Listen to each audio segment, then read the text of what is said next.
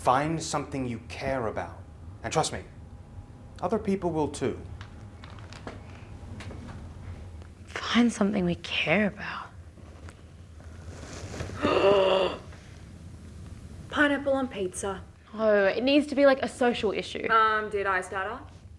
Hannah, I've got it. Phone addiction. Great! I'll make a Facebook page for it. Looks like Hannah and Charlie have decided on their idea. Should they just jump in and start filming? Oh, not so fast. There is much to be done in preparation before the cameras start rolling. It's time for them to embark on pre-production. What is pre-production? Pre-production is a broad term that covers all the things you and your team need to do before you start filming, also known as production. It includes getting your team together, formulating your idea, and writing a script. Once you've done that, it's a good idea to create a storyboard. A storyboard is kind of like a comic book version of your film. It allows you to picture the type of shots you intend to use to tell your story. This is a great way for a director to share their vision with the rest of their crew. You can download a storyboard template from the link below and hand draw your own images. Or, alternatively, there are a number of storyboard apps that can help you create a professional look. Once you've done a storyboard, you can now go on to create a shot list. The shot list is a great way to organise and keep track of every single shot you are going to film.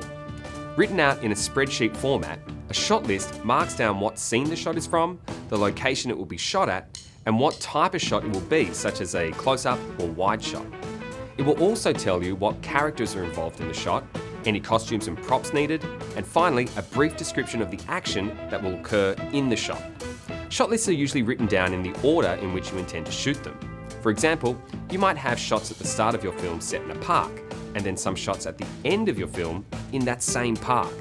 To make the filming as efficient as possible, you would film all those park shots at once and list them after each other in the shot list. The shot list is a great way to keep track of what shots you have done and which ones you still need to get, ensuring nothing gets forgotten. You can download a shot list template from the link below or visit our resources page. Next thing to think about is sourcing your locations. When making a short film on a tiny budget like the ones you'll be making, it's actually a good idea to think about what locations are available to you before you even write your script.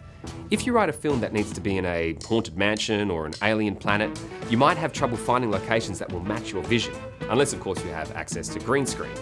So think about the types of locations you have access to. Your house, friends' houses, school, your local park.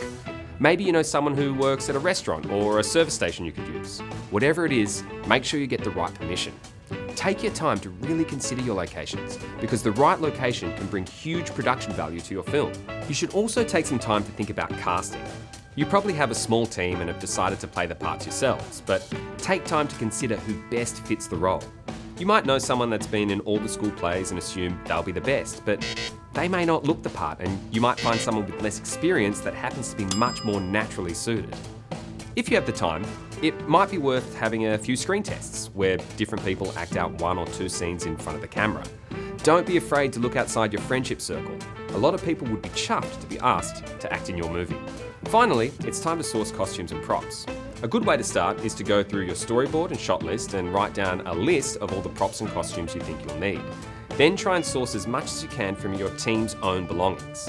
If you need something a little out of the ordinary, say a monster or a spaceman or a Roman soldier in your film, it may be worth visiting a costume hire store.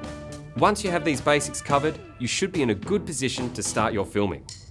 Remember, filmmaking can be expensive, but if you plan carefully in the pre-production stage by begging, borrowing, or building your own stuff, you can keep costs down while developing great hustling skills, allowing your film to have impressive production value on a small budget. Okay, what are you waiting for? Start planning.